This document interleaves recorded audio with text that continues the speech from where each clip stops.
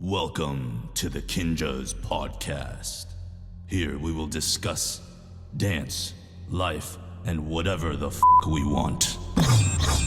Folks, welcome back to KINJAZ Movement in the Shadows. We are your hosts, Ben and Anthony. And today we have a returner homie back in the pod. It's been a minute since we've had him in. We have dancer, choreographer, artist, director, movement designer, writer, and thinker. You may recognize his work from So You Think You Can Dance, seasons 3, 4, and 5, and choreographing on it for season 11. And you may recognize his work from the Step Up movies, Step Up Revolution, Step Up All In. He's worked with a ton of artists such as Justin Bieber, Ed Sheeran, Taylor Swift, just to name a few. Co-founder of Axism. We have Philip Pacman Chbeeb back in the pod. Good to be here, guys. We weren't sure if we can call you Pacman still, but I think you we've absolutely established can. that. It's weird for me to call you Philip. It's inherited in, so yeah, you guys are allowed to call me Pacman for sure. Dope. Well, dude, welcome back to the pod. Thanks. I was looking back. You were actually like one of like our early guests. I think it was 2019. Yeah, it's crazy. Before the craziness. Yeah. And so if you guys are curious, so we got your origin story and all that stuff in that previous one. So if you guys are curious, you can go back to that other episode and listen to that. But we just wanted to catch up with you, man. I mean, you just said it, right? The craziness that we just kind of came through. I think as we were just even talking upstairs before we started rolling, everybody kind of experienced COVID and quarantine lockdown and kind of came away with a lot of different sort of takeaways and even social ways to interact socially. And yeah, I mean, it's been a really weird time. And I think, yeah, this is the first year that it feels kind of like normal, like we're kind of back out and finding our normal rhythms again and stuff like that. So let's just start there, man. I mean, like however deep you want to get into it, sure. You know, like how was it for you for like kind of going through lockdown to where you're at now? Yeah, I think obviously people have different experiences with the lockdown. Obviously, if you were sick or knew someone who was sick, you had a very different experience than if you were just, locked in a house for a long time. I think for the people who weren't confronting the worst of the illness, I think there was an interesting metamorphosis that happened. And it was something that I think my wife and I experienced while we were, before. Congratulations. Thank you. Thank you, guys. You got we'll get into that because that's a blast. So before she was my wife, we were in lockdown out in Houston. I ended up just, I think it was Moon, who had just come from China. So he had like a heads up on it before anyone in America really knew about it. And he was calling me. He's like, we're leaving China because we're trying to get out of it. Wow. And he came here and he's like, you should start preparing because it's going to come here eventually.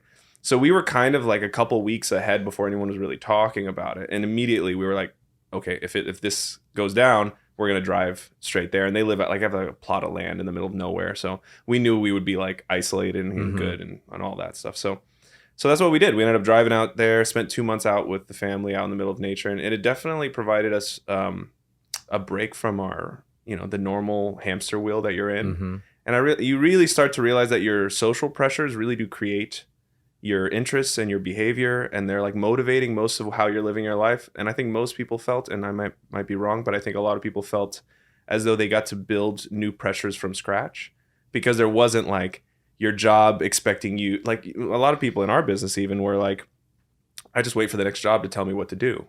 And now there was no next job. So it was like, what would you choose to do with your time if there was no one telling you what to do? And I think so many people found new crafts that they were interested in, like new interests that they got to pursue guilt-free because they didn't feel like they were missing out on something or that like they were falling behind, which is such an American idea, is like you just can't ever just sit still. So I thought that was probably the biggest thing for me, because what I ended up really digging into for myself was philosophy and psychology, and it was something I've always loved. I always really wanted to understand like what makes people tick. It was actually probably what even I obsess over even in my art, which was like understanding what the psychology of the audience. So that's what I spent a lot of my time doing. And it was really rewarding. It was crazy. I would basically write, 6 to 7 hours a day. I would work out. I would have like proper meal time. Like basically my life was exactly the way I would have it if there was no constrictions. What are you whatsoever. writing for 6 to 7 hours a day? Well, I don't even write. I type. So I mean, what are you doing? Oh yeah. Okay, so I was typing for that long. God, I wish I would. You do not want to see my handwriting. I can't even understand it. So that I've moved beyond it. But no, a lot of it was I genuinely just wanted to understand people. That I realized that there is so much that we don't understand about each other and ourselves. And clearly, like a lot of the the most effective treatments for a lot of the mental illnesses that we're suffering from, and even on the gradient, we all suffer like these dips into depression and anxiety. And I just wanted a better grasp on why those things are happening, and whether there might be like a different paradigm that might better serve people who are trying to help themselves, rather than just rushing off to medical interventions and things like that. So it wasn't really like I had some like. I wasn't planning to be like a savior or anything. It was just pure interest. And I still feel that way. I'm just immensely curious to find out, the little things that we don't fully understand about our own brains. Yeah. So yeah, that's what I just spent a lot of time doing. So I think, the last time we had you on, we were talking about, you went a lot into your creative process, and like, I think we titled that like creating limitlessly. And, I think, both of us would probably just validate the fact that like, man, the way that you create, it's very outside the box, very like, how are you even thinking of seeing the things that you create? Like, cause to me, I'm just like, man, you must just see shapes in ways that, and especially when you apply, physical movement to it. But like outside of just even that, I feel like, I see your creativity even in your curiosity of digging into human psychology and things like that. And then creating interesting content, because you're not just like writing and then just talking to a camera, because even the way that you do it is very artistic, like the arguments with like the chairs. And you're like, I'm like, how are you even able to know which chair to look at? I'm like, it's just done in such a way where it's very profound and as you were even saying earlier, like potentially controversial and things like that. But it's also done in a way where it's artistic. And so I'd love to like tap into that. Like how do you approach creating in a space that's like outside of physical movement, and where you're using your thoughts and your words, and then obviously trying to put it out in a way where people can digest it and also like appreciate the artistic value in it. And for everybody who's listening to what Ben's referring to when Pac's talking to a bunch of chairs and stuff, you created The Missing Self, which is a different IG account where you kind of discuss all of these things. So if anybody's interested to go check that out, at The Missing Self is where you're going to see all these types of controversial topics and conversations. But yeah, back to how you think about that. Yeah, it's interesting how, and I think you guys might have felt this as you go into different crafts too, how much the general technique that you use for your dancing or your choreography can translate directly to almost anything else. Once you kind of take apart the surface level decoration of it, you're like, oh, there's some similarities.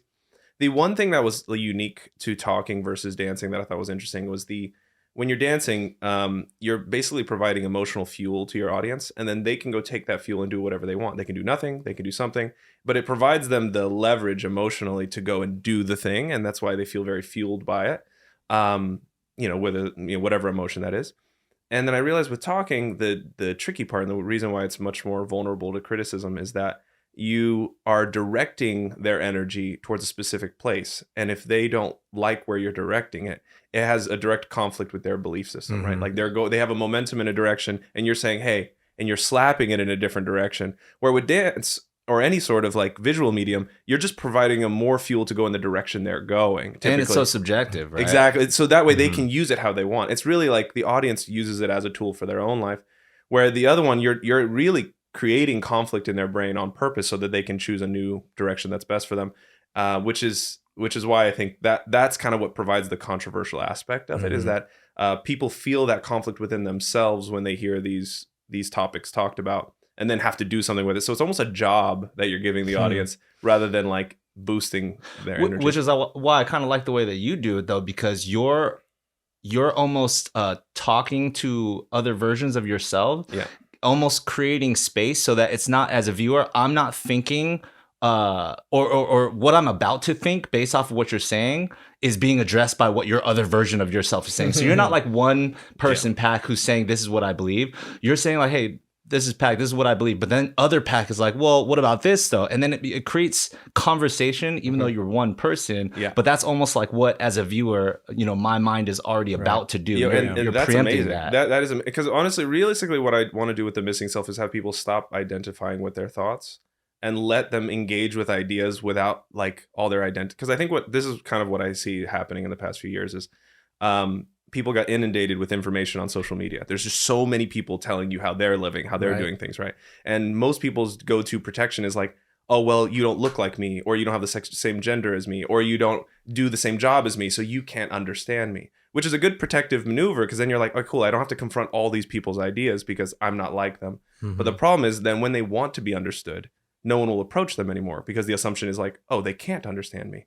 So now you have these people isolated in a bubble and all they want to do is they actually do want to confront these ideas that they have, but they've already closed themselves off with these like belief systems that are like, nope, empathy and understanding is impossible because we have like surface level arbitrary differences that we can't get by. And because of that, I'm going to be alone for the rest of my life, just messing around in my own head. Right. And the whole point is we're supposed to have this like social dialogue so that we can escape our own bubbles.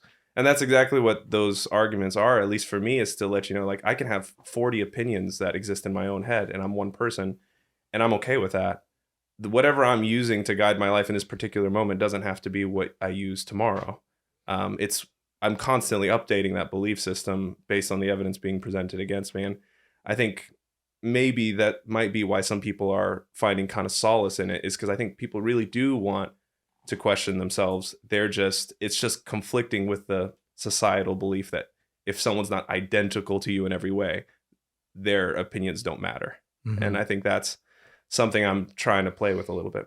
Hopefully that answers the question. No, absolutely. So like, as you said, you kind of, you isolated yourself. You're out you said in Houston. Oh yeah, during the pandemic. Yeah, during the pandemic. Is this kind of during that time? Were you kind of just like brewing on this? I was brewing on a lot of things. I mean, it's weird what your mind will do when you have a lot of time with it. But I think realistically, what I was trying to create was a paradigm of understanding how basically the human mind works, so that I could understand why is there conflict between people? Like what exactly is happening in your mind that doesn't allow you to let other people's information in? And is that healthy or is it not healthy? And what is it providing you? And there's like a long thing. I've been writing this book for a very long time, and the book basically outlines, how the center focus of our mind is essentially based on a certainty-uncertainty cycle. We're constantly trying to take in, the unknown and then convert it to certainty. And as long as that cycle goes continuously, we stay in a pretty stable place. But if we stagnate at any point, like we have too much certainty and we stop reaching out towards uncertainty, we have trouble. If we have too much uncertainty, we get overwhelmed. We start to have trouble. And a lot of like the mental illnesses that we suffer on the lower gradient happen because of this. At least in the psychological sphere, it happens because people are either avoiding confrontation with the things they're scared of, which then it festers into fear, and then it becomes like a boundary they're not allowed to cross in their own head. Or they're so uncertain that everything is impossible to attach to, and they can't learn anything because it feels like there is nothing to hold on to. So understanding that that's like the core of what's going on in our brains at all times, then you can start to see like, where am I suffering and how can I like adapt and adjust my life in a way that allows me to incorporate more uncertainty or more certainty to get that flowing again, basically. That's like the most reductive way to explain it. But once I kind of created that paradigm, I was able to basically describe basic life events in a way that made more sense to me. And that's why I started sharing it, because I was like, I think that this method might provide people more options than what they currently have to make sense of the world. Two thoughts just came to my mind. One, you are extremely eloquent, and I'm thankful for that, especially on a talking platform. Two, I'm super glad we haven't started drinking yet, because goddamn, this stuff is deep, man. You gotta hang on and process, you know. But is that not extremely taxing for you? I mean, I watched some of your procedure. You're reaching out to your audience and your fan base.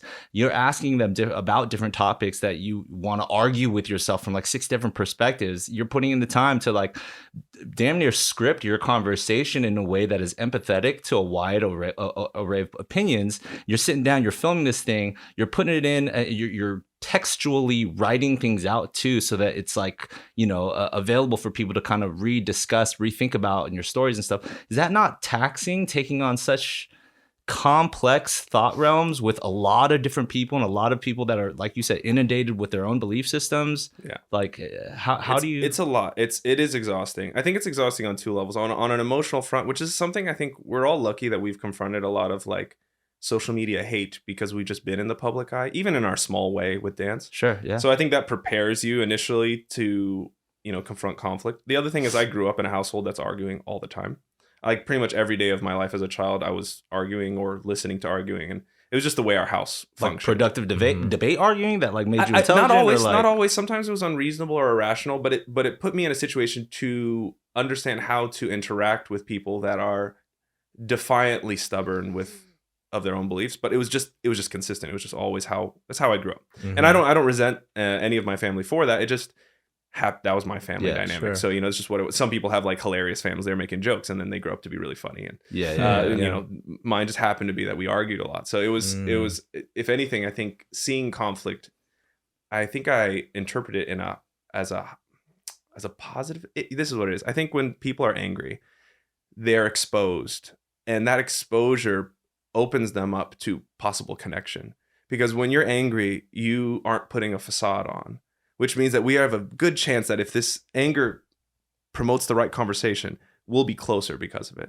So like when someone gets angry at me, I'm like, God, this could be a great opportunity to get closer. That's quite optimistic though, because it could also promote such bad conversations. Oh yeah, right? Absolutely. With somebody who doesn't have the 100%. You know, if you don't handle it well, you can completely ruin but it's just like anything else. I mean, it's like a animal that you're trying to feed and it's terrified of you. You can easily, it could bite you, or you could develop a friendship with it. And it's all about like how you approach the animal. And I think that's kind of how I approach conversation too. But yes, to answer your question, it is taxing. And I think the benefit to me is I always wanted the opportunity to get a higher education. Because I went to physics engineering school, but then I dropped out for dance. And I thought, because I think, you know, universities do a great job doing an education, but it's very linear. Like you can't control like what exactly you're learning. Right. In this case, the weird thing that I'm hoping I eventually produce is a self-education based on feedback. So like when people disagree with me, I get excited because it allows me to refine something. And it's almost as if I do that long enough, I'll have more stable arguments for the things that I believe in, and I'll actually be more educated as a consequence. Because if someone brings up something I've never heard, I was like, okay, now I have to read a book on it because I don't know exactly what they're talking about. So it forces me to self-educate. So I've treated it almost like that's what motivates me to put that work in, because it's like, oh, this is, you know, instead of, you know, $300,000, I'm going to just put the work into this and get people riled up enough to tell me what I'm doing wrong. And then through that process, I'll get smarter and I'll get the education I wanted. So if, again, for everybody who's listening, you know, and hasn't been gotten a chance to follow some of the topics you've discussed, can you list a couple of things that you have discussed and then let us know which one has created the most either buzz or like conversation or disagreement? It's interesting. It's actually funny that TikTok ended up being, and this is recent. So all of this is fairly recent. I decided at the beginning of the year that I was going to take this super seriously, and now I'm making like, you know, 4 to 5 pieces of content a week, and it, at first I did it on Instagram, but the organic reach is tough, so I started putting it on TikTok, and it went, the arguments specifically went crazy on TikTok, and I was like, okay, cool. And it ended up being, usually what ends up happening is it's topics that people are extremely passionate about. Like one is the religion one did extremely well. It got like over 1 million views, and it was just basically there was like 2 chairs that were supporting roughly the idea that religion has some value in society, and the other side was explaining how you know, scientific reasoning is more than enough to replace religion. And so you went straight for the honeypot, right? You went straight to science versus religion. Yeah, and honestly, and it's, I mean, I have a big fondness for both, and I found that like I went to a Catholic school growing up, so I had like enough religious education to kind of get a basic idea of where the value was on that side. And then obviously I was a physics engineering major, so I have immense respect for science. So I was like, okay, this is something I can probably tackle and not feel insane doing. And the cool thing about those is that they're not complete arguments. Like every chair has flaws in their arguments, and that's kind of the point. It's to catch, honestly, the point is to catch people up to speed with where they should be between the two arguments, so then they could have more intelligent arguments after. Mm-hmm. Because a lot of times what usually happens is, let's say I believe that science is better than religion and God is not real. Let's say I just believe that.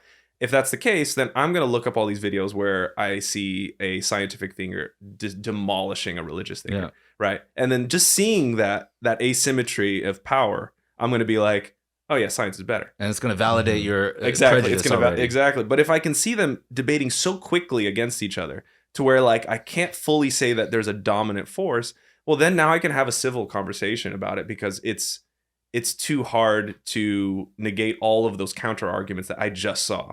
Mm-hmm. And usually when we see arguments, there's never very rarely will you see a case where two debaters are equal in their ability to articulate themselves. Mm-hmm. So I try to provide like a fake version of that, where like the two sides are somewhat equally capable of articulating the argument, so people can just calm down, basically. Yeah. That takes an extremely intelligent voice to be able to manifest and traverse through such conflicting topics. Yeah, you know, it's hard. I mean, I don't know if it's intelligence, but it's definitely exhausting emotionally sometimes, because you do like I'm releasing one on the patriarchy tomorrow, which is going to be fiery as hell, I'm sure. Yeah, that's gotta be. Yeah. But it is hard, because you have to deeply empathize with both sides to a point where you can feel what they're pulling from when they're angry or they're upset. So I think in that regard, it's exhausting. But intellectually, I think I don't know. I find it fun, actually. That part is fun to me, trying to figure out how both sides can win, basically. You were talking about how you kind of you're inviting the feedback, right? Because you're saying that gives you an opportunity for you to learn something from them challenging your beliefs and things like that. And you know, we were talking earlier about social media and just like like it's the rabbit holes that we can kind of get into, and you know, just looking at everyone's, you know, sort of highlight reels, and also just these highly polarized viewpoints, whether it be political, whether it be religious or whatever. There's a lot of like essentially risk in deciding to like throw your hat in the ring. Yeah. You know what I'm saying? Like, hey, you know what? I want to talk about this stuff. And it's, you know, there's like safe ways to talk about things, right? You want to be kind of politically correct or whatever it is. But I think the way that I feel like you're going into it pretty raw, and like you're going into like, I mean, when I look at the arguments, like I'm like, yeah, this is kind of like you're unfiltered in your head when you think about things. Mm-hmm. And like when we question things or when we disagree or agree with things, we're unfiltered up here. And I feel this unfiltered flow of thought in watching those. And I think people in general are probably a little bit hesitant to let their unfiltered thoughts out for the world to judge you. It's like, oh, so is this how you really think? Yeah. And it's like, well, is this not how you think? Yeah. You know? And so I think there's like that risk that you're taking, but it's also in this like age of social media safety, and nobody wants to put anything out that's potentially cancelable and all that. Yeah. It makes me feel uncomfortably comfortable watching it, because it's like, ooh, this is kind of real, but I'm like, I'm glad this is happening, because like this is probably what we're all kind of afraid of right now, you know what I mean? And so what was the thing that kind of gave you that sense of boldness to be like, yeah, let me put this type of stuff out there, especially during a very sensitive time? right? Yeah, I honestly, it's funny, the more support you have near to you, I feel like the further you can reach outside of yourself. And I think with Mackenzie, my wife, I think she was the seed of support that allowed me to like grow in a direction that I could speak more freely. Because once I knew that like our relationship was so solid that I was like, no matter what I say, if I speak like my truth or whatever, she's going to be there. And as long as I know like the cornerstones of what make my life valuable to me are protected, I felt like it would be wrong of me to not express myself the way I want to. And the other thing that I think protects people, but it's a mental switch, is to know that it's a long game. If you're okay, it's actually funny. This also resulted in dance too. I forgot exactly how it was put, but people go through waves of disliking you and liking you. And if you can weather the storm of the moments they dislike you and prove to them and to yourself that you can evolve over time, it changes. The public opinion of you changes over time because they understand that your intention is positive. Mm-hmm. People want to assume the worst about your intentions at the beginning, and that usually scares everybody off, right? It's like you say something controversial and they're like, oh, he must be an asshole for some reason. And if you take that to heart and you just get, you'll get loaded with all these things, then of course, you're going to be like, I'm done. I'm not going to do this again. And I'm threatening my security. And some people's jobs are at risk too, because, they'll get fired for things. So I think in those situations, it's a little different. Like you do need to somehow protect yourself in a way that you feel comfortable with. But I've felt an immense sense of peace being able to just speak freely about things, and also to let people know that I truly empathize with both sides of every argument. And I'm just really trying to get down to what's the most effective way to live our life. And maybe it's different for everyone, which is also a good answer. But it's like, what is it for everyone individually? And I think that's still like a worthy cause to explore, but you can't explore it without saying some things that are going to like step on some toes. It's just impossible. Right. Right. Speaking of stepping on some toes. Yeah. No, I'm just kidding. So through the pandemic, I think it was very, and I'll just speak from my own personal experience, and I'm sure that you can find your way to relate to this, right? Obviously, so much had changed, and the world's perspective on things and the way people were choosing to share those perspectives was changing and stuff like that. I was very fortunate enough to like get onto, more regularly join the cast of like JK News and stuff. And I'm so thankful that you reached out that one day message and just said that, it was very refreshing to be able to have people just like kind of, comedically talk about real things sometimes. Unfiltered. Unfiltered and just kind of be normal in a sense, right? Through a lot of my own experience, even with that, just topics of discussion, fan feedback, the comments and stuff, it actually for me painted a picture on like how much of like a bubble our like dance world kind of is in, and the perspectives of it. I think an easy way or vocabulary to use would be like it's very, very liberal, right? Like if we were to point it that way. Yeah. But I think it's a little bit more than just that, just the way that like dancers are meant to like share and perceive and express things. And maybe we're like hypersensitive and all that stuff. Yeah. Because you're obviously a pillar of our dance community for so long, you know what I mean? Like where have you found either common ground or some sort of, reaching outside of the dance bubble perspective on things, if that question makes sense? Yeah, I mean, I think you're spot on, and I don't think it's only you. First of all, I think the fact that did you get a lot? I'm just curious. Did you get a lot of negative feedback from JK News posts?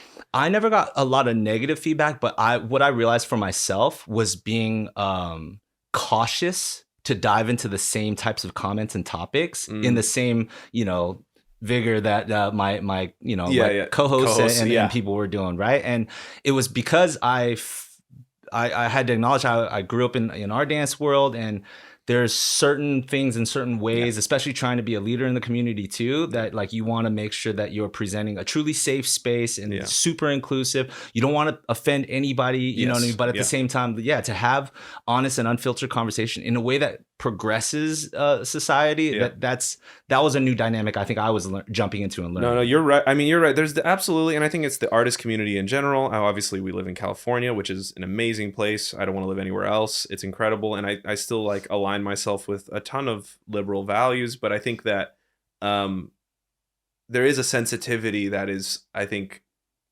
dangerous to uplift all the time. I think the sensitivity to conversation is just not healthy. And a lot of times we lose the ability to understand context, which is, I think, the reason why I think I love JK News is because the context is that you guys are having fun. You guys aren't trying to hurt somebody. And it's so clear because of the context that I don't have to take your words apart and then create like a malicious narrative around what you're saying, right? And the same thing for me is like if the context is curiosity, there's no reason for someone to take me apart and do that. I think we've lost the ability to understand context, and we're trying to pick apart a word we don't like and then associate it with the person and be like, that's a person I don't like because of a word. And I think that is a sensitivity of our particular, it could be the dance world, or it could be the artist world, it could be in general. I think people who are higher on the uncertainty spectrum that like are constantly like looking for novelty and new ways of doing things, I think they tend to look for security by picking apart words because everything's so uncertain in their life that they want to take a singular word out of someone's sentence and define them as quick as possible because they don't want to look at the complexity of the person because it's exhausting because their whole life is complex. And I think that's why most artists have that have that tendency. And I think I'm fighting that because I love novelty too. We all do. That's why we're in this business.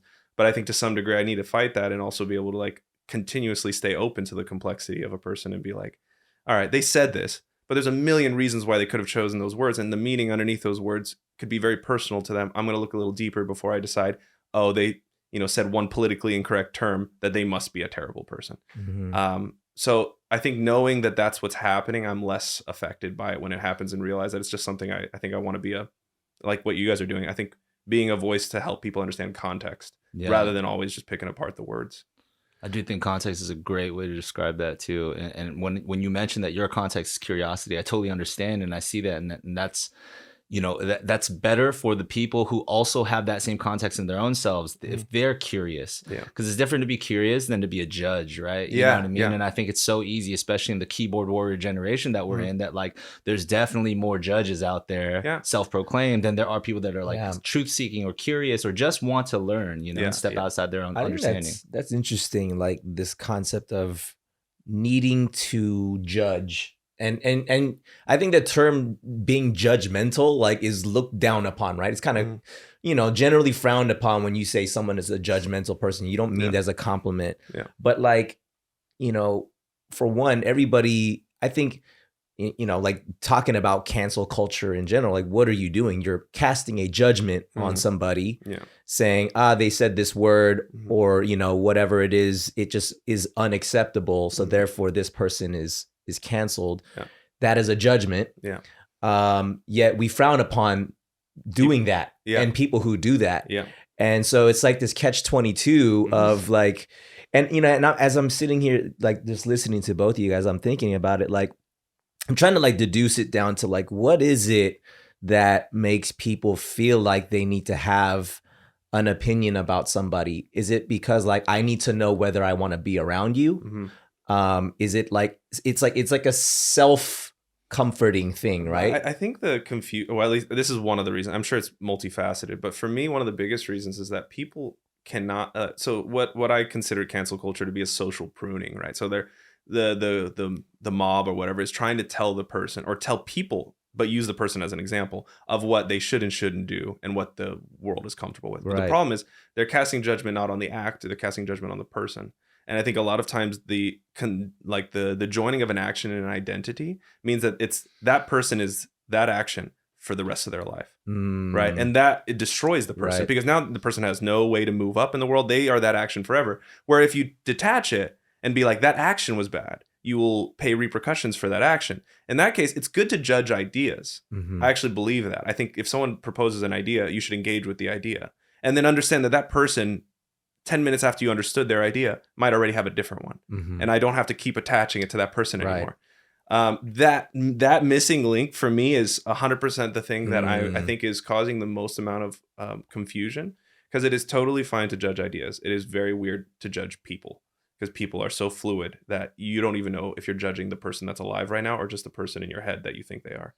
And I think that, at least for me, is like one of the main reasons why we deal with that contradiction all the time. Right. Now, you bring up a really good point. I mean, the ideas are shaped by our experiences, right? So we are receptive to the way that we are brought up.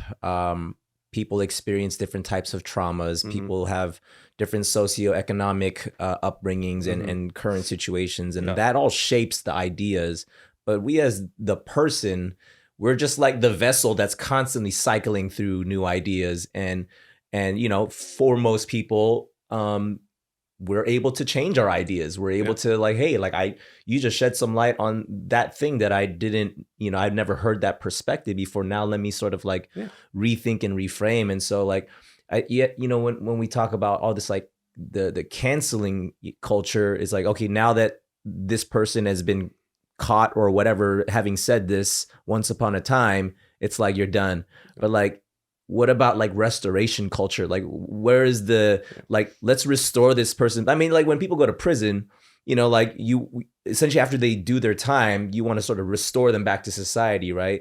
And I know that that's a whole other topic, but I think there is this quickness, and maybe it is because of COVID and just like everybody needing to, because there's so much uncertainty, that there's this almost weird like it makes me feel better to like do something in a way where it's like, yeah, we all agree, right? Like that's not good, and let's can't, and because there is so much uncertainty, like I need to feel certain that that is wrong, that person is wrong. That somehow makes me feel better. Yeah. You know what I mean? Well, remember, like even at the top of the pandemic, you know, with even things like, you know, like BLM and stuff like that, there was also a point where if you didn't post an opinion on something, you would get called out for it. Yeah. You know, and even if you did. Yeah, and if you did, you know, so it's kind of like same thing on that Catch-22. I think it like really even built this just fear that maybe also is one of the facets that led to people being like, okay, I need to choose a side on stuff. I need to like speak my mind and say something and stand up, because what happens if, and this is probably the worst reason, but what happens 5 years from now when somebody looks back on my Twitter receipts and they realize I didn't stand for that cause, right? You know, and I didn't say anything. Like, you know, and it's kind of like, and that's still what we're facing even today. You know what I'm saying? It's just a thing. So I kind of, I'm not saying I understand and I accept, but like I kind of get sometimes why people do have that feeling like they need to formulate their opinion and have an understanding on a topic. If the whole world's talking about a topic, it's like you kind of need to pick a side, even if you know that your side is I'm not picking a side. Like you just have to know that, you know what I mean? You have to know these things for some weird reason. Yeah, it makes sense. I mean, a lot of it is too, I mean, it's tough. We get so influenced by culture, we don't even realize it. I mean, like 100%. I think everyone during that time became, you know, historic scholars overnight, because we were learning so much about the history of our country, about the history of race relations, and we were trying to make sense of what was happening, especially from an outside perspective of not being Black specifically. And it was just like, it was a task that we all had to do. It wasn't like someone you couldn't avoid it. Like you needed to learn it, which I thought was a beautiful part of that movement actually, was the fact that everyone was forced to actually look directly. And I'm all about confrontation. So for me, it's like, look directly at the problem and start trying to work towards a solution instead of avoiding it consistently. So I thought it was really valuable in that way. I think where it potentially got dangerous was only when people couldn't speak anymore. I think that was the only problem. I actually think that to a large degree, it promoted a lot of awareness. I think it was only when people could, now that they were all educating themselves and they had a lot to say and they were like, okay, cool, let's figure this out. It became actually, no, you're not allowed to talk about it. And I think it's not just like not racially divided. I think like everyone felt that. Right. Like whether you were Black or white or Asian, it didn't matter. It was just like, it was hard to speak about it and not piss somebody off. Which I think goes back to that same thing where the identity attached to the idea, we couldn't engage in a space of ideas without having to know what mouth said the idea, instead of just being like, is the idea effective? And I think that's the only thing that I wish existed more. Yeah. Plus, even if people were trying to say things in the context of curiosity, you were still going to get your first 15 comments of people being straight judgmental. Yeah. You know what I mean? Like wanting to be that person who would throw in a one-liner that would get hundreds of likes to just crush your moment. You know what I'm saying? Yeah, 100%. Yeah. I mean, it is confusing. There is and this is not my particular theory or anything, but there is the thing that I think a lot of people, especially younger people, want a cause to stand for. Right. And they want purpose in their life. And I think there is a devoid. A lot of people are devoid of purpose in this current moment. And especially if you're younger, you're still developing your sense of self. You don't really know what you want and things like that.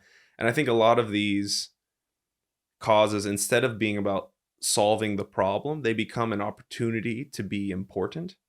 And it becomes like a self-serving, like, I'm going to go out there and be a savior, instead of being like, what do I have to do to be part of the solution?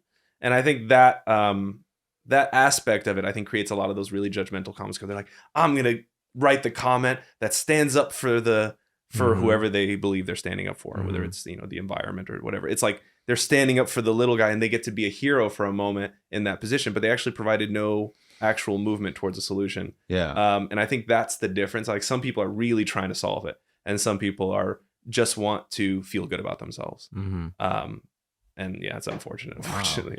Wow. Yeah. Like, as we kind of went through like 2020 to 2023, let's just say like where we're at now, most of us were like apart from our normal communities, right? The normal circle of friends that you would just hang out with, and just be free to be yourself, and let people know how you're doing, let people know what you're struggling with, let people just be around you so you can just kind of be in your community spaces. And I feel like us kind of having a big chunk of that taken away, and then the way that most people are connecting is on our devices, and then we see these very, just polarizing views. And then, as I was saying to you earlier, like, I was like, man, sometimes like I don't know what I believe on a certain matter. And then I feel this pressure, like you were saying, and like, oh, like if you don't speak up, then you're also casting a vote somehow. And then people are going to call you out. And I'm just like, oh man, I don't really know how to say this because I don't want to say it in the quote unquote wrong way.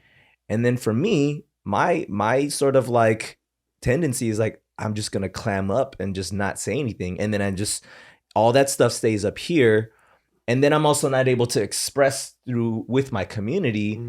And, and we were talking before we started rolling about mental health. And especially like right now, we are in a mental health crisis because of all this pent up compounding, like isolation.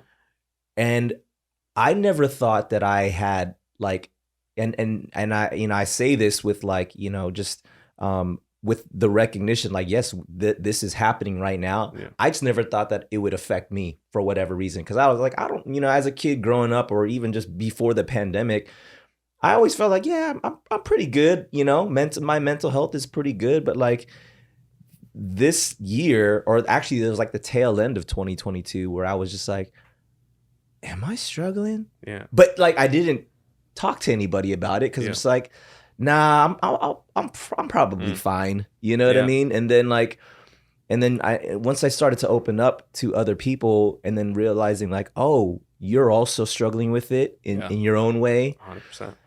And yeah, man, that's where I feel like where we're at now. And, this is what I feared when the lockdowns happened in COVID. I was like, this is not the worst of these times. It's going to be the years coming after this. Because we're going to now see the residual effects of years of like, job loss, homelessness, relational, breakups and things like that. Like all that stuff is now like, we're now like, we've received all of it. You know what I mean? And I think that it's interesting because it compounded two particular effects that I think were pretty devastating. One is we were already getting dependent on our devices, but the problem is the device is a one-way communication device. You watch someone else talk to you, but you can't intervene. Like you can't steer the conversation. You can't ask questions, and it makes you angry. And it makes you angry or emotional, and then you try to like some people use the comments as a way to release that they didn't get a chance to be like, oh wait, well, but that thing you said, I don't agree with it because they don't exist. They're not a real person that can respond back, and I don't think we're naturally gifted as a species to understand how to work with one-way communication. It's just weird for us, right? So then we try to take out our opinions and we like shove all the emotion into the comments. And if you don't, it's even scarier because then it's like, where do you put it? Now you compound that with being isolated. Well, now you can't even talk about it with your friends. So now you have nowhere to put that frustration. So now you can't talk to the person that just gave you this, conflicting piece of whatever. And then now you don't have anyone to talk to with you either. And I think that's why, I think going back to the conversation about why should we be saying what we feel, it's that therapy thing. It's the idea that when you articulate yourself, you basically, out of your mouth comes like a little statue that's like poorly carved of your beliefs, right? And then the person looks at them, they're like, oh, I think you can do better here. And they start to shave at it. And then they do the same thing to you. And you guys are trading these things. They're in word form, but you're basically articulating when you leave, you guys have a more refined version of your belief than when you came. And that refinement helps you feel more certain and safe in yourself, in your own body. Because you're like, oh, I can trust myself because I know what I'm supposed to be doing now. Right? Where before it was a bit chaotic and you were worried that you were going to move towards disaster somehow. And that's what conversation's for. It's an amazing gift we have. And you strip that away because you're scared of it. You're going to fall into a trap of, I guess, prolonged fear and uncertainty. Right. And I think that those compounding aspects have made it worse for us. And I've definitely felt it. I was very fortunate to, like, Mackenzie has been like we talk a lot. And I think some people don't even have that advantage because sometimes they don't even see their wife or their kids all day. They're working all day. They come home, they're tired, they go to sleep. And it compounds in their mind and they don't even realize that they're getting more and more depressed across the thing because they haven't found a way to, like, they don't know what's organizing their life anymore, and it just becomes meaningless, and they become nihilistic, and they don't know why. And it's more common than I think people think, which is something I think is important for everyone to know. Is like, if you're feeling this, there's a chance that almost everyone around you is feeling it, but they're just quiet about it and they don't express it. Which is what you were saying. It's like you don't talk about it because you're scared to, but it's real and it's happening to everybody. And I think these conversations are literally going to save people if they can do it with somebody in their life. Like, find anybody. Yeah. Do you or have you done therapy or? I haven't done therapy myself, but I have, because of all this studying I've been doing into psychology. I dove really deep. I had a mentor that when I was writing the book, he was for like 30 years he was a doctor of psychiatry, and then he went and spent 20 years in Tibet talking to the different like spiritual gurus in Tibet, the lamas basically, and interviewed them about the stream of consciousness. And he was my writing partner, so we ended up accidentally doing therapy in the middle of my writing, because I would express an idea, like a chapter of the book, and I'd be like, hey, what do you think about this? And then he would basically create this sort of almost like cognitive behavioral therapy, where basically he would ask me questions about what I believed and helped me refine it. So, which it's funny, because I really do believe that's what we're doing with each other all the time when we're honest. Like, when we're being really real with each other, we're basically doing that sort of therapy for each other. Yeah. You mentioned a book. You wrote a book. You're writing a book. Yeah. So that was actually the beginning of this. So I wrote a book first, thinking that was the first medium that I was going to do. I was going to write this book, and I don't care. I don't have funding. I'm just going to do it because I want to, for myself, even if I just give it to my kid one day or something. I was going to do it. And I wrote about 13, 14 chapters that describes the mechanics of how I believe we form our mental reality. And it was cool. It was fine. I mean, I wasn't the best. I'm still not like the most ideal writer that I'd like to be, but it was like, it made sense. And I was like, cool, this is good. And then I got to the last section, which was like supposed to be 6 chapters about real life applications of the system I created. And I realized, I was like, I think I want to connect with real people about this, instead of just like, because once it was all theory, it felt wrong to apply it having not lived that many lives. So I was like, the only way I'm going to do that is through the social media thing. So the missing self, at least for me, is the portion of the book that I didn't feel ready to write, because I didn't live that many different lives. I've only lived mine. So as I start to engage with more people, I'm going to have a better grip over what's actually plaguing people, and then how this system is going to actually help or not help. So I'm using these next like year or so to like really do research with my social media, so that when I create that last part of the book, it's actually relevant to people. That's dope. Yeah. What does the missing self mean to you? I think it's a lot of the things we talked about. The missing self is the ability to, well, there's multiple things. I'll actually give you the prime idea is that society teaches us to play certain roles, and those roles are kind of what some people will call our ego or identity. But I don't like to use that word for that, because I think it's misrepresented. I think personas are a better thing. So it's like, as when I go to do a choreography job, I play the persona of a choreographer. And I do that because it's the most well-adapted character to play in that scenario. It would be weird if I played like a doctor in it, right? It's like the best thing my animal can do is act like a choreographer in that situation. So I play it. But then when I go home, I take that outfit off. I'm not that persona anymore, right? And if I can't take it off, which is the idea that like the costume is my skin, that's ego to me, or at least the way I explain it. So like we all have personas, and they're very healthy, because we need to change personas. We have to change the way we express ourselves in every situation to get the most out of it. It would be weird if we don't do that. And only when we think that persona is us do we struggle to adapt to the next thing. So like maybe when I come home, I have to play a husband. All right, well, if I'm still playing choreographer when I'm supposed to be playing a husband, I'm maladapted to my environment, right? And that's because I have ego attached to my choreographer persona, right? Or I'm attached to that identity. So the missing self is actually the idea that it's there's 2 ways to look at it, but one is that you are always whoever you need to be in the situation. That's who you are. And then as you no longer need to be that person, you are no longer that person, and your self is always missing. So like the minute you think you've figured out who you are, that you would shift and it would go missing again. And I think I live by this principle of the self character always being missing and being okay with that, rather than this idea that we have to find ourselves, which I think the idea is that as you allow yourself to fluctuate and change and adapt, you become what the moment is asking for. and that's it. And then when the moment's gone, you're something else the next moment. Sometimes I think when we think we've found ourselves, we know exactly who we are. We're this thing. I think you immediately open yourself up to rigidity, and then you can't be anything else. And I think that's the cornerstone of why I made it. And then it's slowly evolving now as I see people interact with it. So who knows where that brand will go. But that was what I was thinking when I was originally making it. That's really cool because, like, you know, you don't necessarily take these, like Ben said, these polarizing topics and then put your belief on what of the topic you believe, but rather because you have this belief in like the missing self and that you know, that thought, that concept, you're using things like these polarizing topics of discussion to showcase and help define, you know what I mean, that broader societal understanding of like where people are at with it. So long as people can look at it, I think that's very healthy and necessary, but also extremely complex. Considering what you've received from everybody and where you're at with it, do you have a more so optimistic kind of viewpoint on where society is meant to take all of this information and how we're supposed to mature and evolve through these arduous times? Or do you feel like there's so much more work to be done before we can get to that point? Because, you know, as a society, we're not quite doing as well as we should. I always have an optimistic view. I really have a lot of faith in people. I think that conditions change fast, and when they change fast, we struggle more. And I think right now conditions are changing crazy fast. I mean, like, life is so different now than it was when we were kids.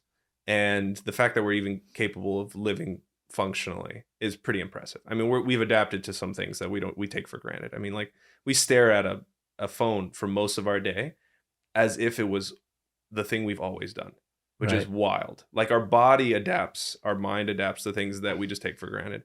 So I believe that, I think the pendulum will swing in extreme ways, and some things will be damaging and things like that. And I think people will go through a lot of hard times, I think. But I believe that collectively, if we apply enough pressure and we share our opinions, I think we're in a good place. If we don't, I think that would be my disaster scenario. Is like, because there's going to be people who figure out certain elements of the problem. So it's like, oh, we're all suffering from mental illness, and if everyone just shuts up, we'll never solve it. But there'll be a few people that kind of figured out, like, saw a light at the end of the tunnel. If those people are scared to talk, we're all screwed, right? Because then we don't have the answer. So my only thing that could really, like, throw a wrench in where I see the future going is if we are no longer capable of discussing these things. You know?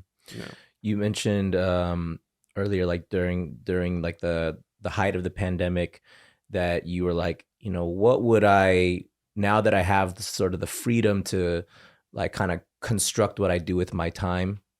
And so, you know, you said from working out to writing and things like that. What have you done in terms of like that time to where you're at when you're at where you're at now? Like, are you still a very sort of routine type of person? Because I feel like, and correct me if I'm wrong, when I you know, kind of take a look at the way that you think and the way that you approach life, it seems like you are very intentional about it, outside of like, yeah, you need me to wear the persona of like a choreographer for a job, but if you get to choose what you're doing, do you structure your days to look a certain way every day? Or that's a recent thing. It's actually interesting. This year has been a shift in my maturity, maybe. I'm not sure. I think might have been the marriage too. I think we got married in December, and I think it was a crazy month emotionally for us because of, and I'll just talk about it, even though it's uncomfortable, but with Twitch's death. And I think having those two events juxtaposed against each other within a day apart of each other, because it was within a day apart. I got married and then the next morning found out about. Oh my gosh, Twitch. Yeah. And I think there was a shift in Mackenzie and I for multiple reasons, but I think, and I'll talk about the marriage side first. It was essentially, you know, I think of love and marriage as two very different things. I think love is the acceptance of a person however they come, and like, it's a very rare thing that you find that with someone who can like fully accept you the way they are. Even if they're shifting, you're like, all right, cool, I'll take whatever's available, and they'll take whatever's available of you, and just be okay with whatever's being presented in the moment. And then I feel like marriage is the pressure to be better, which is opposite. It's like, one's the acceptance of you as you are, and one is the pressure to be better than you are. And marriage did that for us in a big way. I think it provided this leverage to be like, you know, it's time to start to put away some of the things that you don't need to hold on to from your childhood, and allow yourself to grow up in a way to where you can actually enjoy this part of your life. And then the reason that ties in specifically with Twitch's passing was I was pretty devastated by it. He was pretty much he was like my hero in a lot of ways. I think for years. Every time I thought of who was not only doing life well, but doing like being a human well, like who was really like the definition of a good man, right? So he was like kind of my archetypal ideal, and I was like, okay, cool. And I almost took it for granted that there was somebody like that even in that position. So when he was gone, I was like, there was a surreal moment where my whole reality was crumbling for a second, because I didn't know, there was no way to fill that void. Like there was nobody else that was that for me. Anyways, so after going through a period of grief over that, I decided that the only way to be nearer to him was to embody characteristics of his. And that was like the closest I could feel to him still being around. So as this new year started, there's little things that I started doing to shift. This is finally getting back to your question. Sorry. That was great. I started to shift from kind of letting the wind blow me wherever I go to regimenting my life a little bit more and taking really a lot of responsibility for not only myself, but the people around me, and expanding my sense of responsibility. So to answer the question, very recently, I started to shift to a more routine-like life. There's nothing routine about our job, so that never changes. So I don't feel like I'm lacking novelty, but I am trying to approach life with a little bit more discipline so that I can be of more service to people the way he was. And what does that like discipline or routine look like for you these days? Well, I mean, it looks, my basic routine is pretty much the same every day. I basically, I have to do a cold plunge in the morning, which is brutal, every morning. And I've done that for like 8 months now. And then I basically go to the gym. I write for 2 hours. I film a piece of content, and then I'll do some sort of dance thing. And then I pretty much write nowadays, because of this new thing that I'm doing, I write like 7 or 8 hours, and then maybe sometimes 6. And then most of the evening I try to connect with people I love, and I treat that as like an important part of the day. So I don't like just abuse work. Like there's a certain time where I'm like, all right, it's time to make sure that the people around me, and that was something I really failed at when I was younger, as I would basically like close the world out. And if like I was dating someone, I would just be like, no, work's more important. Or friends, like I would basically only hang out with friends when I had like a project to collab with them on. It was like only when I could produce some sort of like double value for my work would I hang out with them. Mostly because I was insecure and thought that I couldn't offer anything if I couldn't offer my creativity. And these are all things that I'm trying to be like, no, take care of the people in your life as if they are an isolated, important thing that deserves 100% of your attention. And then your body is one of them. And then, I'm basically trying to separate my life to where I don't neglect things anymore. If that makes sense. No, that's great. Yeah. You've already done so much, I think, in your dance career, to just now in this space of, you writing your book, to the content that you're producing. What are some things that you have either yet to accomplish, or something that you're actually currently working on as like a goal for yourself? I would like to be a good dad when that happens. That would be something I want to accomplish. Because nothing else scares me that much. Everything else seems pretty approachable. If Missing Self does well, it's great. I'll just continue to evolve in a way that seems pretty natural. But having a kid's going to be like the whole world's going to turn upside down. So I hope I handle that well. So that probably. And then obviously like dance. I mean, I'm excited to get whatever project comes with that. And that's great. If it's a feature, even cooler, because I love storytelling. So if I can get closer to the filmmaking process, that would be great. But yeah, having a kid's just way crazier. It's way crazier than any of that stuff. Totally. Yeah. So that's where I'm at right now. And who knows, that might be sooner rather than later, because we've been talking about it a lot. So we'll see. Yeah. But yeah. Well, speaking of that, man, I mean, when you think about future and building whatever empire that you're building, right? And career is tied into that, family's tied into that. self-care is tied into that. And it's all kind of like for this thing that we, want to call success, right? Like this, like I have achieved whatever success is. And it's this very, subjective term. Given all the things that you kind of just said, like how would you define success? I think this is tough because there's a lot of ways I could say this, but I think the first thing that came to my mind was essentially the most amount of attention to the present moment would be success. So a lot of times we don't realize, but we're divided like 60-40. Like even right now, I don't know what percentage of my mind is actually here.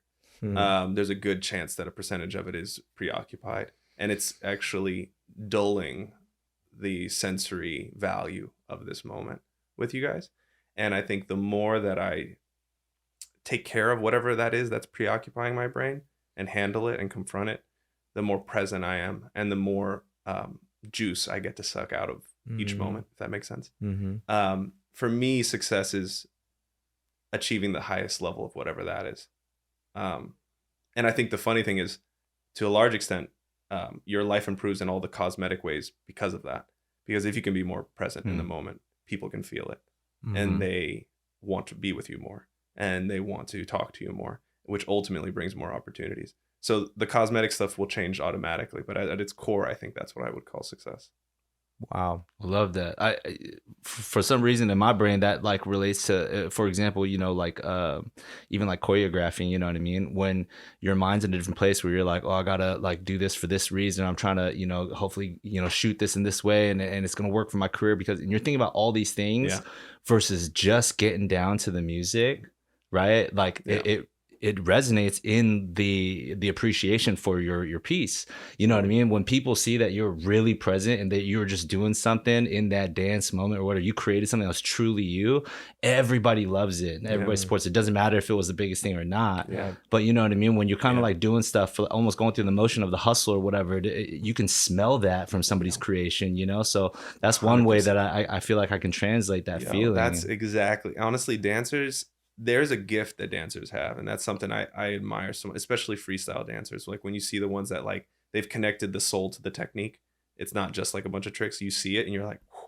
Like I remember I was all in my head. I still am actually the reason why I'm so in love with the concept of what I just said was because I was from the opposite side of the spectrum. I was so in my head, I really wasn't enjoying the moment. So that's why I've now transitioned into whatever this is now. But when I was younger, I remember approaching Archie Ninja, who's from the original House of Ninja, and he was kind of my mentor. But he connected me to that concept because he took me to a club in New York called Funk Box. They have it once a month, and all ages. And you can see 60-year-old men getting down, rolling around on the ground, just their spirit just like pouring out of their skin. And they can tell right away when you get in the cypher if you're trying to impress them, and they will not react to it. And it doesn't matter how cool the trick is. You can do the craziest thing in the world and they'll be like, okay. And then someone else will jump in and they are like expressing some true shit is going down in their life. And you're like, whew. Everyone knows, they feel it. It actually, you won't even remember the combination. It doesn't matter. And I think to some extent, that's exactly what you're saying is like people can read it. I don't know how they can read it, but people know when you're so alive in the moment, and there's nothing more attractive than that. And I think dance 100% introduced me to that idea, which probably saved my life, to be honest. I think to a large degree, dance showed me a lot of things that I couldn't explain when I saw it. But yeah, it's amazing. Yeah, I wow. love that. That's dope. Well, we want to kind of wrap the episode with a fun little quick fire lightning round. So we're going to just toss some questions at you. Fast. All right, let me see. Some of these might not be fast answers, so it's okay. But all right, I'll try my best. I'll try my best. Here we go. Lightning in 3, 2, 1. What's your favorite snack? Oh, shoot. Damn. I shouldn't. I don't. God, we've been on this diet. I don't really got snacks. They cleared the snacks out the house. Snack. Your favorite diet snack. Oh, God. They're all terrible, man. They're all disgusting. They're the worst. I mean, it's like one of those bars.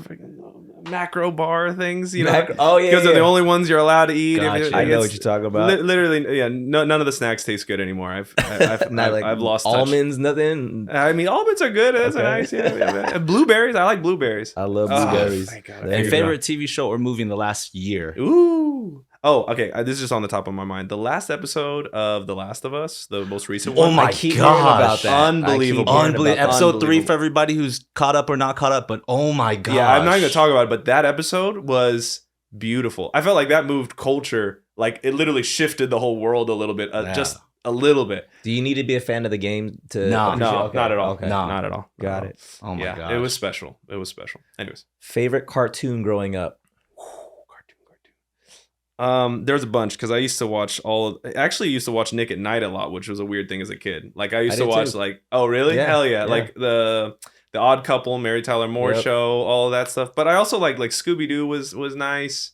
What else I like? Like Power Rangers were cool too. Like a lot of those classic cartoons of that era, I pretty much watched. Yeah, okay. I was all about it. Okay. Do you believe in aliens?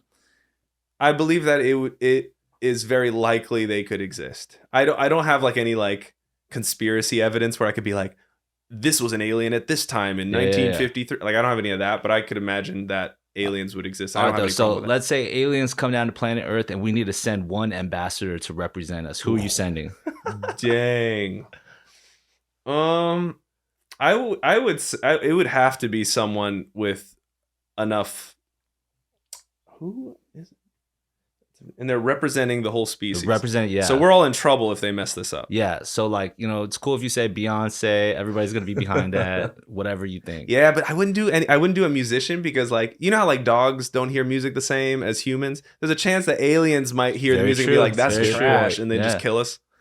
I feel like even Beyonce, because I know that she's good, but I would have to. I'm picturing somebody like Sadhguru or someone who like is like so at peace with themselves that can like, I guess, project no negative energy whatsoever to the species. So that like maybe, but then I don't know, man, because then they could try to shake their hand and that's like an insult and it's over, man. Yeah, it's True. like It's true. it's hard out here. Or they man. could be like, hey, we It like is you, but hard you're out clearly a misrepresentation of your entire species. Yeah. They lied to us with you. You Yeah. can stay. Everyone else died. Yeah. yeah. That's true.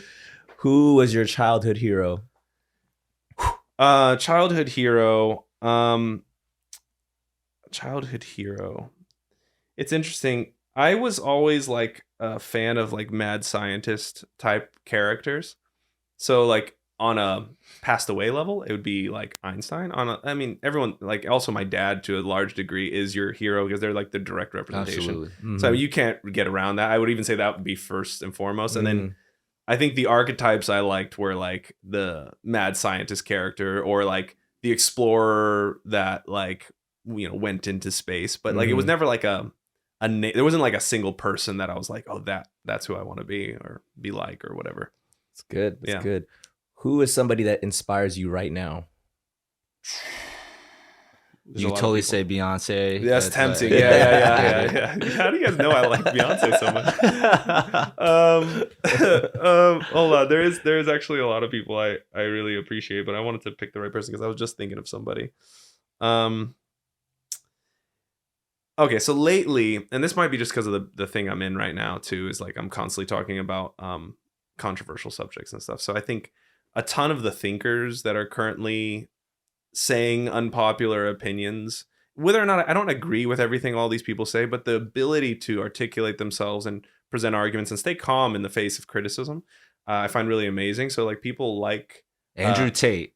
yeah, if only he stayed calm under criticism. No, he didn't make the cut, but you have people like Sam Harris and Jordan Peterson and like a lot of people that take a lot of heat because they're forming like cohesive arguments that suit like their perspective. And it's funny because like I said, I don't have to really agree with everything that they say to be like really impressed that they're willing to take the heat to say what they believe. And really anyone who does that. And there's also like even like some really popular people like Gary Vee and stuff like that. Yeah. I feel like they are just true to themselves. And I found that to be the most admirable quality lately. Just people who are just willing to try to spread the best parts of what they learned in their life without being apologetic about it. You know, Just consider, this is a question that I wouldn't normally ask everybody else, but because it's you, and obviously, do you have a favorite comedian? a comedian. Because I feel like a lot of comedians do that. They through yes. the use of comedy, but they say the things that they want to say, and they also present a lot of different viewpoints in a way that help people kind of see 100%. things different. Yo, I used to binge watch Netflix specials. I like every comedian that went on there. I would love. You know, before he was canceled, Louis C.K. was one of the most like truly, I guess, one of the most insightful comedians into the life of a middle-aged man, and like it felt really rewarding to get to peer into his life. Now, obviously, like he went through a whole, like, I mean, he was completely submerged underwater. So and won an award for it later on. So like define cancel, right? But totally. And it's not like, I mean, it's not like boohoo for him. I mean, I'm sure he's doing fine, but I think that he had like this insight that was really impressive. And I think you're right. I think comedians walk the line all the time. Like even like it's funny. I wasn't sure about him at first, but Andrew Schultz too. Oh my god, I love Andrew Schultz. Yeah, I'm a fan. It's like the more I listen to him, I'm like, God, he plays with every idea. It's actually funny what I'm about to say a long answer. Is that a problem right now? No, okay, my bad. I'll be quick. Yeah. One of the things he does that I really love, and it's something I really believe in, is that like, so like for choreography, right? When you're making choreography, a lot of people will turn on the music and they let the music move them, right? And the music kind of guides them, and the best choreography made that way is one that best suits the music. And then there's the other way, which I often do, where I'll make the movement and then I have to fit it to the music. Sometimes I feel like with Andrew Schultz, he does that, except instead of music, it's morals. So he'll take out the morals for a second, because a lot of people will make the jokes assuming the morals are there already. So like, here are the morals. I'm going to make a funny joke around what people already are okay with. And then he does the opposite, where he'll strip away the moral, so there's no music. And he's going to make a joke and then later apply the moral after, so you know that he's not like an insensitive asshole. Totally, yeah. And I love that so much, because it opens up so much freedom for him. Right. Because he's not bound by the morals of what everyone believes for a second. Right. He takes it away from you. And God, I'm like, it's so amazing. And really, comedians to me are like one of the highest levels of intellectual projection. It's like, it's incredible. I wish I don't have very many funny bones in my body, but I wish that, like, that's like a dream to be able to do that. It's so cool. Totally. Yeah. That's good. That's good. If you have any, what is your biggest regret? Biggest regret. I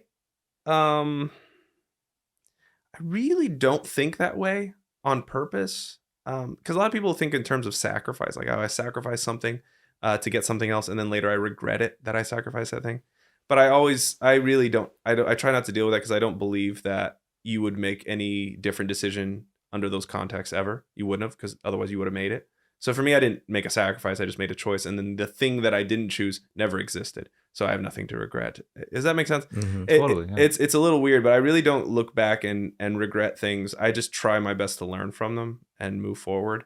But I think if I could tell you something that I wish was different than it was, just in general, it's like a magic wand, is I definitely wish I could provide some peace to my family and the things that are ailing them mentally or financially or whatever. I wish I could bring more peace to them. I don't blame myself for the inability to do it now, but if I could, I would love to like strip away the things that are hurting them.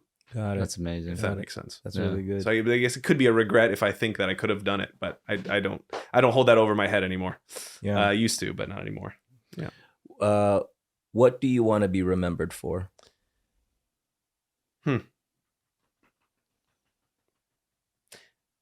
It's funny. If you asked me this 10 years ago, I would have said my biggest fear was not being remembered. And now I don't mind being forgotten, which is a really weird switch. But I think let's put it this way. I hope I have an effect that remains. I don't really care if it's attached to me anymore by that point. Well, I'm not there anyway to enjoy it. But I just hope the effect is profound.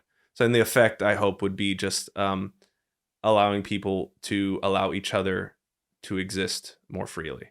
Like whatever that means, like for people to have less boundaries over how they express each other, themselves. If that is an effect, that would be great. And if it's tied to my name, it really won't matter to me at that point. Well, nothing can. So Wow, that's good. Yeah. That's good. I think you would appreciate this. So I think when we look at you, man, like you go in deep to study everything that you care to, dip your feet into. So whether it's dance, whether it's writing, whether it's creating film, and like where you're at right now, just this place where you're just really just into a place of like digging deep into the human psychology and understanding what that is to you and how that affects your relationships with the people around you and all that. And so there's a lot of time that you pour into the things that you care about. And so the concept of mastery, right? Just putting the 10,000 hours into a single thing. Bruce Lee has this quote. He says, "I fear not the man that has practiced 10,000 kicks once, but I fear the man that has practiced one kick 10,000 times." Yeah. And that could be anything, right? That could be, like an actual kick, or it could just be like understanding how you think, you know what I mean? Yeah, so like 100%. what is it for you out of all the things? I feel like there's probably a ton, but like something that you can maybe just pinpoint or just pick for yourself as something that you feel like you've mastered. I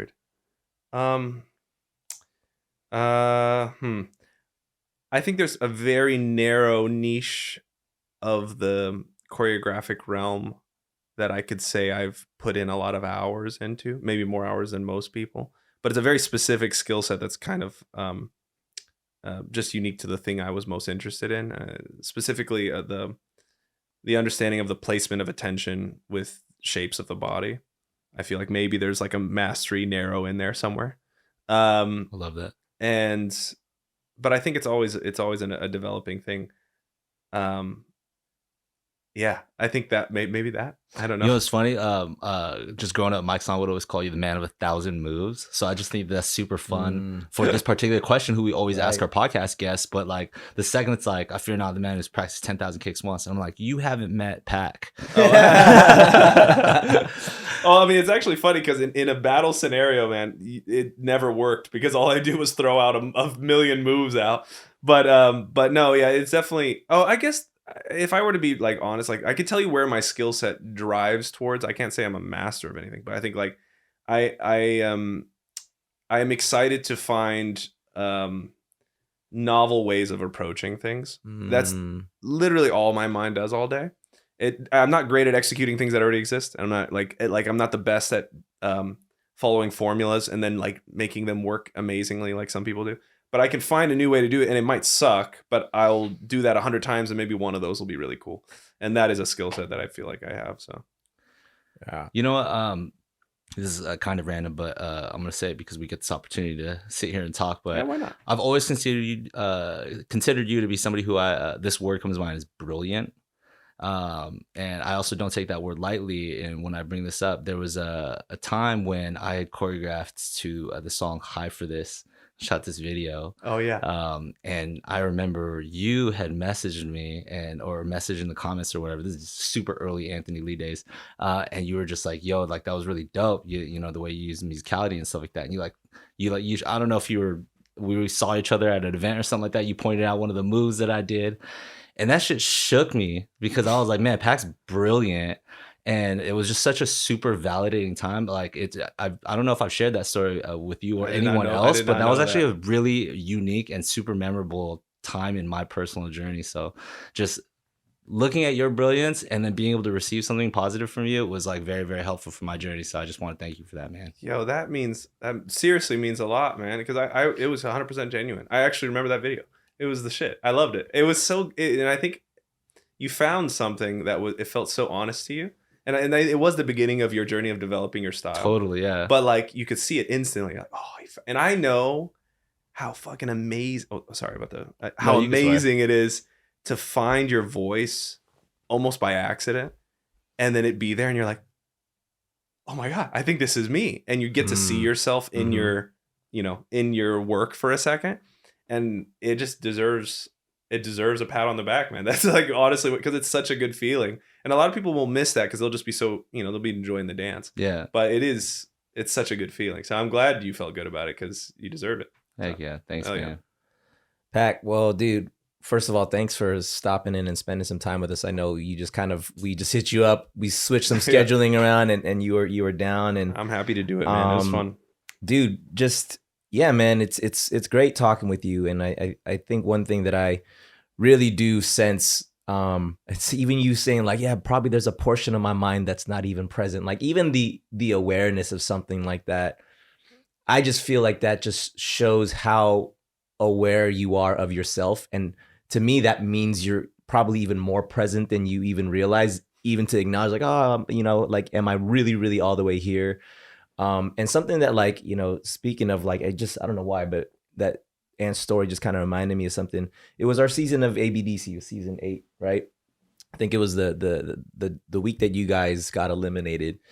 And, we all felt a certain type of way, right? We're like giving you love. And I don't even know if you remember this. I think we're like right outside of our hotel and we're just giving you love. Like, oh man, like that sucked. Da, da, da, da, da. And then like, and I think you were on like your Segway or something like that. probably. And then like, you're like, you acknowledged what we said, but then like, you're like, but like the sun is out, feels so good, or something like that. And I remember that. And then you kind of just skirted up, and we're just like, this guy's something else, dude. You know, I hella remember that. Like, yeah, oh, and that's funny. But it was such a real somehow. It was such a real moment. Like all of that was real. Us like giving you the love, and us kind of like, man, that sucks, bro. Da, da, da. And then like, but you also feeling like, and I don't know, from what I got from that was like you were just like almost like the stress of the show is done. Yeah. The sun is shining and I'm going to keep living. You know what I mean? Yeah. Like we're done with this now. Like, and but that's like a the moment. segue is key to the story. It's different watching somebody walk away versus just riding off into the sunset through the lot. Yeah. That is, hearing y'all's perspective on those moments is so funny to me because you don't know how you come across at all. But right. I love that version of me because I'm sure in my head I was going through it. Be like, the sun's great. I'm just crying. You don't know if the camera was on the other side, you would have seen me just like tearing up.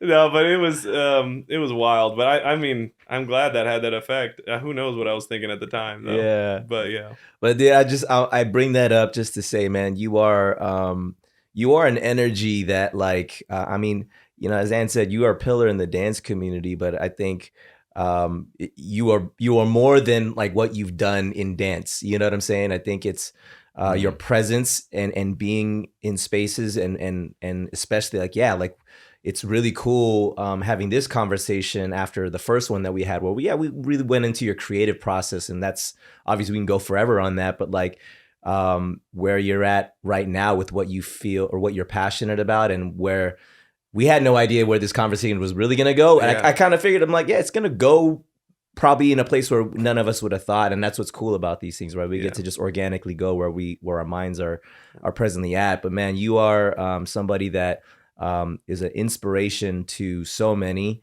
to the Kinjaz and to us, like, sitting here and like, I'm so excited to see your journey as it goes from here. And like, you've been talking about like becoming a father, like I can't wait to see that and see what that looks like. And you know what I mean? And how you evolve in that space. And man, you have nothing but support from us. And we just want to just acknowledge you, man. And I have to say in response to this, because you're gonna fuck me up right now. And like, there's a younger version of me that I think was crying inside, feeling like he didn't belong in the dance community for a long time. And like, I've since healed somewhat from that. But I can feel like even like having you guys have that sort of acceptance that probably always existed, because we live in our head, so we make up stories about what other people think about us. But I think there was always a sense that I never belonged anywhere, and it's really nice for that version of me to get that sort of like, hey man, you weren't alone, and actually like, and you didn't have to like fight for that sort of acceptance. Anyways, I don't know where that's going, but I wanted you guys to know that it's really kind and it means a lot. And I've always looked up to you guys, which is genuine, truthfully. I've always felt like what you guys do and have done is like impossible for me to understand. And I still feel that way, and it's really nice to connect like this, and I appreciate you guys bringing me on and everything. I'm gonna double down on this Oh, right now. shoot. Oh, Damn, dude. Because and just another anecdote just to share and to cement it into like a public forum as well. You know, me and Mike have constantly also talked like there's only one other person like outside of our crew so that we would ever want to come in and choreograph for us or put on us, and it's you. We've always randomly mentioned this from time to time for whatever context, whether it be like something that we actually wanted to prepare for or just like the fantasizing about it.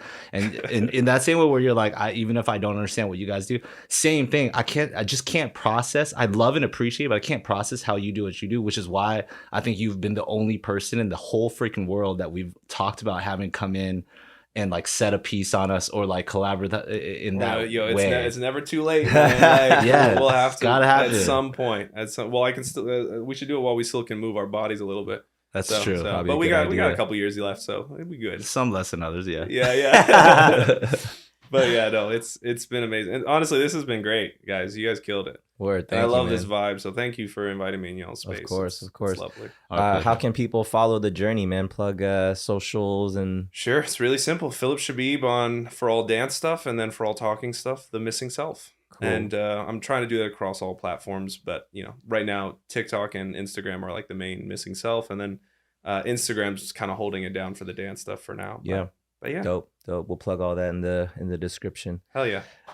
Folks, thanks for tuning into this episode. If you are finding this episode by itself, we have a lot more before this. We have amazing guests like Phillip on the pod. And if you're really digging what we're doing, please help us out. Like us on whatever podcast platform you're listening to. 5-star ratings are always great. Leave us a review. Let us know what you like, what you don't like, guests that you want us to bring on, topics you want us to cover. And follow us, Kinjaz Podcast, Cast with the K, on Instagram, all the socials, Twitter, Facebook, we're all there. And screenshot us, let us know you're listening. I love regramming all that stuff. And we appreciate you guys for stopping in. And thank you and Kinjaz Bang as always, y'all. Boom, boom. Kinjaz Bang, See you. peace.